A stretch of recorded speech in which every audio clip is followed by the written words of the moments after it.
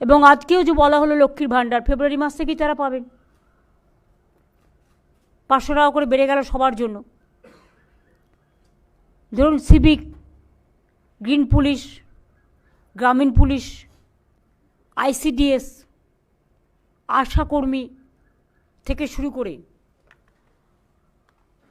Para teacher, teacher, শিক্ষাকর্মী, শিক্ষাবন্ধী, এসব নানা রকম আছে যেগুলো অলরেডি বলেছে, এগুলো তো যুক্ত করা হয়েছে। প্লাস আশারা মেয়েরা যারা কাজ করে এবং ICDS, আমি মনে করি যে ওদের মাতৃকালীন ছুটিটা পাওয়া উচিত। যদিও এটা একটা প্রজেক্ট, এটা সরাসরি গভর্নমেন্টের চাকরি নয় আশা, এটা একটা প্রজেক্ট। গভর্নমেন্ট অফ ইন্ডিয়া অনেক সময় প্রজেক্ট শুরু করে কিন্তু শেষ করে না, তখন তারা কোথায় যাবে? আশাকর্মীরা, আমি যখন ক্ষমতায় আসি শুনেছিলাম গভর্নমেন্ট অফ ইন্ডিয়া 800 টাকা করে মাইনে দিতেন, মানে মান্থলি দিতেন একটা সাপোর্ট, কিন্তু সেটা বন্ধ করে দিয়েছিলেন। তখন আমরা 2500 টাকা বা 3000 টাকা এরকম করে দিতে শুরু করি।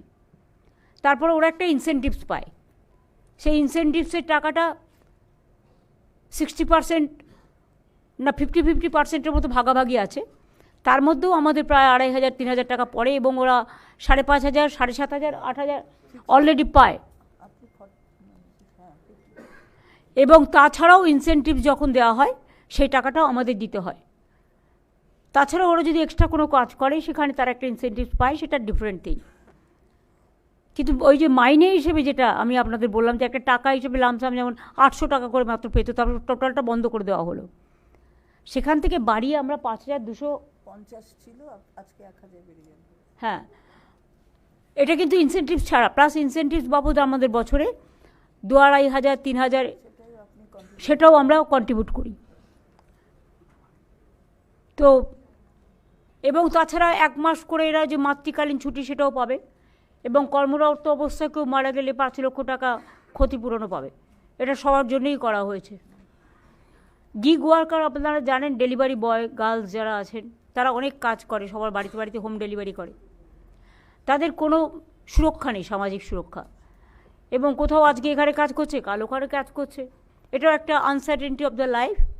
আমাদের সামাজিক সুরক্ষা যোজনা আছে, আমরা এখন থেকে তাদের বলবো, আমরা একটা পোর্টাল করে তাদের অ্যাপ্লাই করতে সুযোগ দেব, যাতে তারা অ্যাপ্লাই করতে পারে। অ্যাপ্লাই করলে একটা সার্ভে হবে, তারপরে গিগ ওয়ার্কারদের সামাজিক সুরক্ষার অনেক সুযোগ আছে, সেই সুযোগগুলো তারা পেতে পারে।